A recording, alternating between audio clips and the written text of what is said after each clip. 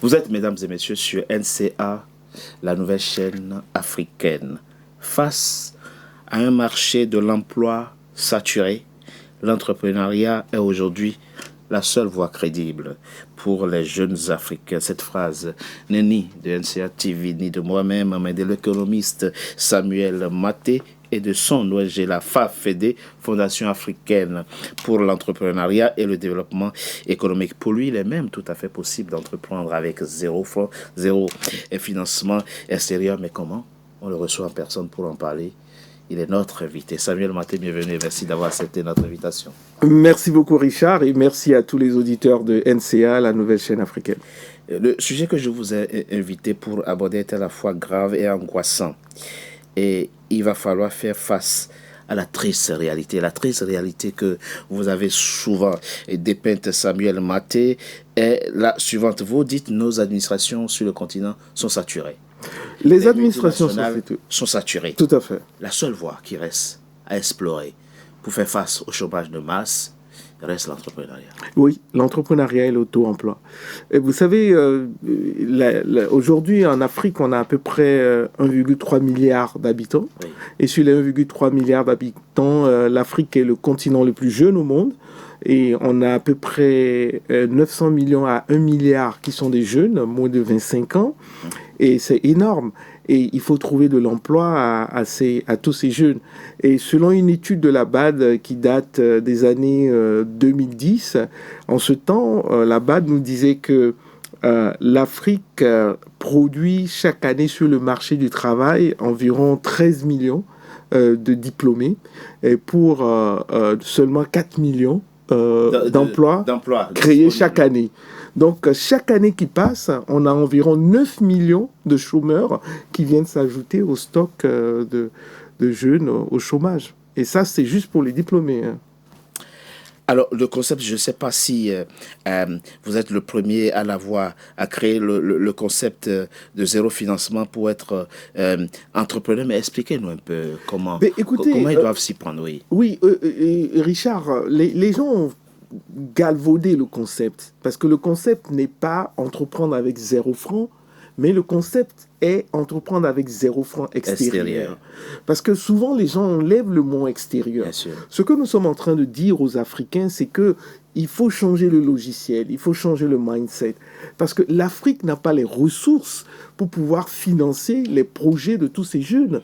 Moi, j'ai participé dans plusieurs pays à des programmes pour l'entrepreneuriat des jeunes. Aucun pays n'a de ressources pour financer tous les jeunes.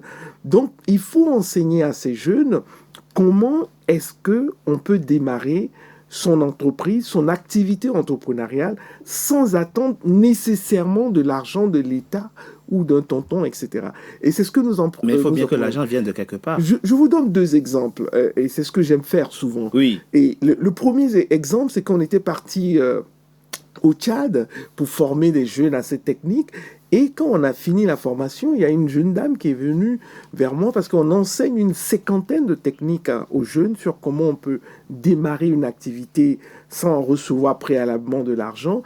Et une des techniques, c'est comment est-ce que ce que je possède, je peux le transformer en ressources. Et la jeune dame est venue vers moi et me dit, mais docteur Maté, j'ai suivi la formation et je pense que dans la technique sur comment ce que je possède, je peux le transformer en ressources. Je pense que ce que je possède et que je peux transformer en ressources pour démarrer mon entreprise, c'est ma robe de mariée. J'ai dit, votre robe de mariée? Elle me dit, oui, docteur, ma robe de mariée. J'ai dit, mais comment? Elle me dit, mais quand vous avez fait votre formation, je me suis rendu compte que j'ai ma robe de mariée depuis 2 ans. Je me suis marié depuis 2 ans. Et chaque mois, je dois aller le faire laver avec la poussière, etc. Mais je ne l'utilise plus. Mais vous connaissez les femmes avec ce sentiment, elle ne va pas jeter ça. Oui. Donc elle me dit, mais je me suis dit, mais pourquoi ne pas louer cela? Je dis, mais tiens, c'est une idée formidable. Et sur place, on lui a fait une page Facebook avec location de robe de mariée. Mais il me dit, mais docteur Maté, je n'ai pas d'argent pour louer un magasin. Je dis, mais ça, on va transformer ça en un avantage. On va dire, vous livrez à domicile. Donc, on a fait la page Facebook, livraison à domicile, location de robe de mariée. Mais l'autre problème, il me dit, mais je n'ai qu'une seule robe. J'ai dit, mais c'est pas un problème. Parce qu'elle était de taille M. Donc, Ouais, ce là, il que va nous falloir avons fait que... chercher que Oui, des clientes qui les ont... gens ont commencé à appeler, mais demander des tailles X. On dit, ah non, la taille X, c'est parti. La taille X, jusqu'après une semaine, elle a eu quelqu'un enfin qui cherchait une taille M. Et donc, elle a pris la taille M.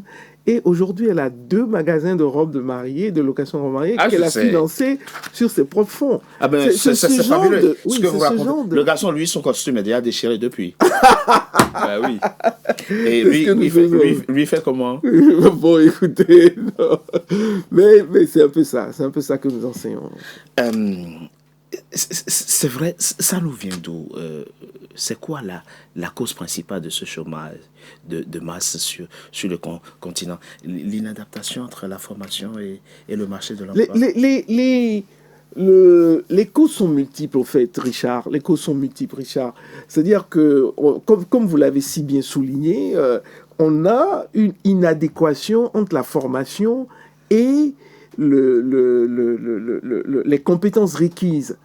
Imaginez que quelqu'un comme moi, bon, c'est vrai que j'ai fini mes études doctorales aux États-Unis, mais la première partie de mon cursus en économie, je l'ai fait en Afrique. Et imaginez que jusqu'en maîtrise, je ne savais pas utiliser Excel. On ne nous a pas appris parce qu'il n'y avait pas assez d'ordinateurs.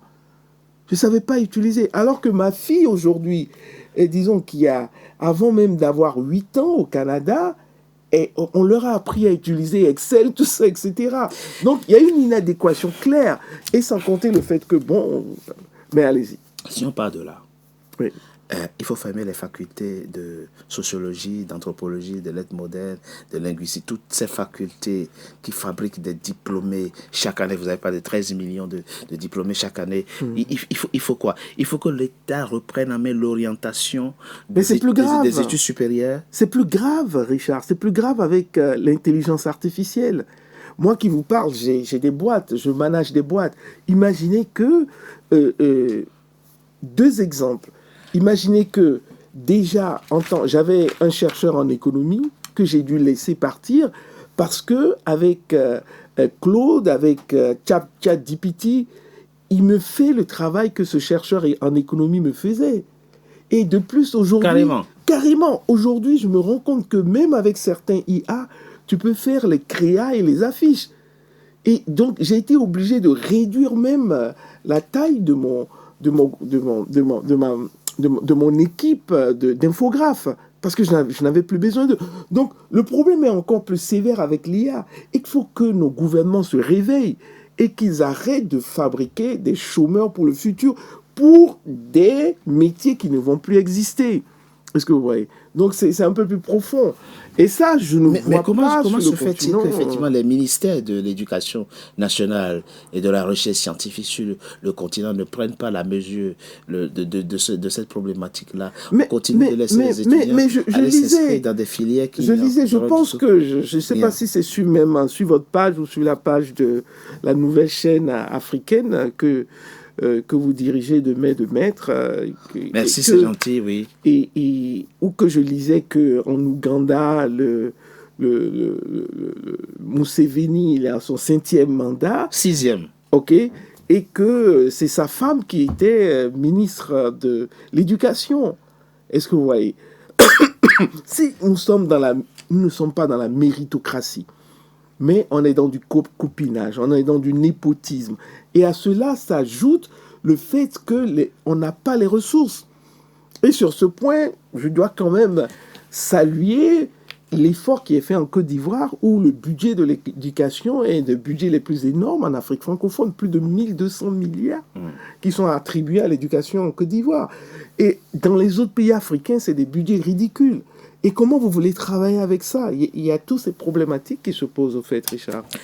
Mais quel constat faites-vous, vous qui voyagez dans plusieurs pays du continent? Vous êtes allé former des dizaines de jeunes en Haïti, au Burundi, vous étiez récemment au Burundi. La problématique est la même partout? La problématique est malheureusement la même. Vous avez parlé du Tchad tout à l'heure. Oui, et j'ai mal au cœur, Richard, parce que on ne voit pas de solution pratique. Et c'est pour ça, au niveau de la FAFED, on a décidé de lancer ce grand projet que nous avons appelé le programme Zéro délaissé. On a décidé de former 100 millions de jeunes à Les 5 l'entrepreneuriat prochaines années. sur les 10 prochaines années. Les 10 prochaines années, d'accord. ouais. Okay. Parce que, qu'est-ce qui s'est passé? Comment est-ce qu'on est arrivé à ça? J'étais parti au Sénégal, où on devait faire une formation, et j'avais rencontré une des personnalités sénégalaises, et il m'a dit, non, Samuel, on n'a pas besoin de votre approche zéro capital extérieur, parce que nous, on a un partenariat avec le Canada, qui nous envoie chaque année. J'ai dit, mais ce que vous allez chercher en Occident, ils viennent faire du copier-coller qui ne correspond pas à nos réalités en termes d'entrepreneuriat. Et que nous, c'est une approche qui est africaine. Et je lui ai dit, mais monsieur, ce que vous faites ne m'intéresse pas, parce que cette personnalité avait un incubateur de 155 places à Dakar. Je lui ai dit, mais ce que vous faites ne m'intéresse pas, c'est ce que vous ne faites pas qui m'intéresse. Il m'a dit, mais Samir, qu'est-ce que tu veux dire? Je lui ai dit, mais vous avez le plus grand incubateur de Dakar, du Sénégal, à 155 places. Mais combien de jeunes Sénégalais viennent chaque année s'inscrire? Et c'est là, il me dit, je comprends ce que vous dites, docteur. Parce que chaque année, nous avons 12 000 jeunes qui viennent s'inscrire pour les 155 places. Et je dis, mais qu'est-ce que vous faites des 11 845 qui ne trouvent pas de place? Exactement, c'est le même problème en Afrique. Il faut faire quoi dans ce cas? Mais justement, c'est pour ça, il faut faire de la formation de masse. Parce qu'aujourd'hui, tous les programmes dans tous les pays africains touchent à peine 10% D'accord. Des jeunes. Si on revient à votre concept, Samuel, Maté, entreprendre avec zéro financement extérieur. Je suis un jeune chômeur, enfin jeune sans emploi, on va dire. Il y a mon père ou mon grand-père qui a un petit lopin de terre quelque part. Et je veux élever des poulets. Ok, d'accord, zéro financement extérieur. Mais il me faut quand même du financement. Mais ce que nous enseignons aux jeunes, comme je l'ai dit, on a une 50aine de techniques et on a cartographié les types de jeunes. Par exemple, récemment, on était au Burundi. Au Burundi, nous avons reçu près de $1 million du gouvernement indien et des Nations Unies pour former plus de 2000 jeunes là-bas, au vu des résultats que nous avons atteints. Et il y a un des jeunes, par exemple, une des techniques que nous conseillons aux jeunes, c'est de commencer dans le service, de commencer. Par exemple, il y a un jeune, qu'est-ce qu'il a commencé à faire? Exactement dans le cas que vous dites, il avait hérité un lopin de terre, il voulait faire de l'élevage de poulets, mais il n'avait pas les moyens. Oui. Qu'est-ce qu'il a commencé à faire?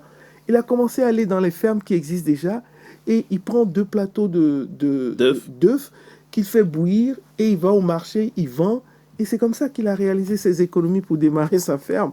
C'est ce que nous enseignons aux jeunes, en fait. Et c'est ce que les jeunes, beaucoup de jeunes ne font pas. Ils attendent que tout Ils veulent vienne. qu'on leur donne 10 millions, 100 millions qui vont faire un projet. Et les statistiques nous disent que 9 jeunes sur 10 qui commencent une entreprise la première fois échouent.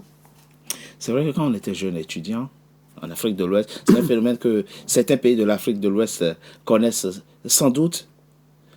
Nos camarades ghanéens, quand ils n'ont rien à manger, quand ils n'avaient rien à manger, ils prenaient juste une petite caisse, ils achètent du cirage, Exactement. un petit marteau, Exactement. et se mettent à se promener dans la ville. Exactement. À la fin de la journée, ils ont de quoi manger. Hein. Mais bien sûr. Mais alors, nous, on avait un regard négatif sur ça. Ouais.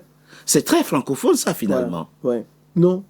En tout ce qu'il y a comme entrepreneuriat, les francophones sont en arrière. Parce que les anglophones, ils sont plus pragmatiques, plus entreprenants, plus techniques. Exactement. Ben, nous, on parle français, on attend d'être fonctionnaire. On veut de gros diplômes, on veut qu'on nous dépose, on veut faire des projets de 1000 pages, qu'on nous donne 100 millions pour commencer.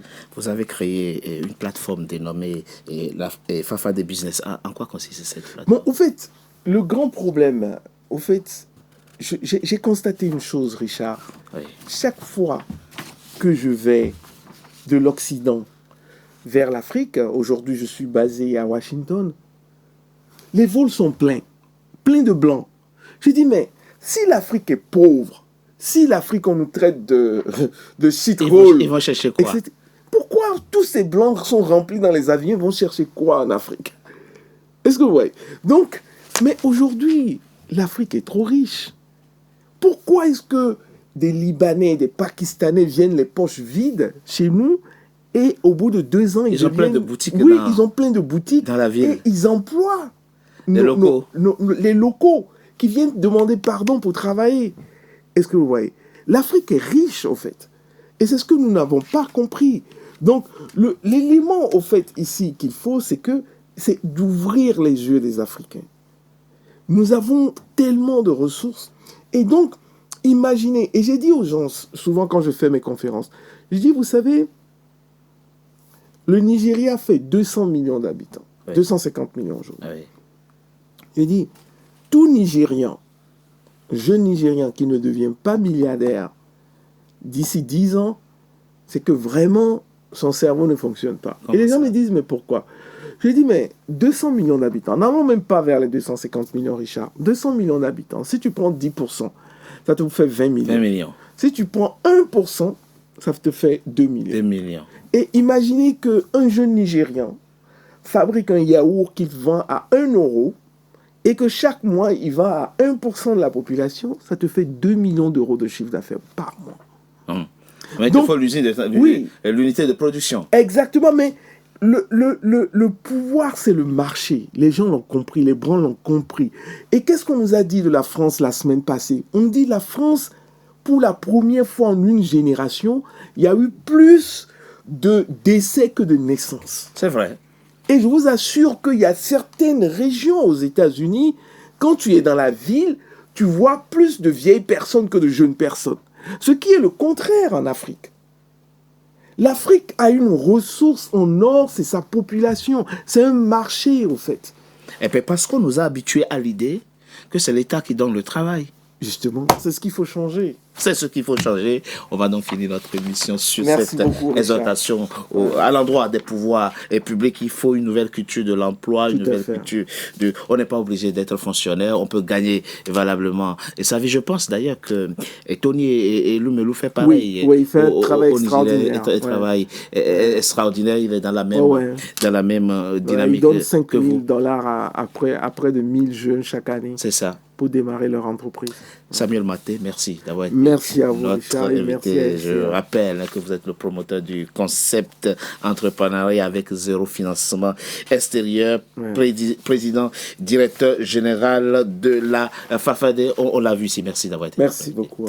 Mesdames et messieurs, c'était notre invité. Merci d'avoir été nombreux en notre compagnie. Restez fidèles au programme de NCA. À très bientôt pour un nouveau numéro de notre invité.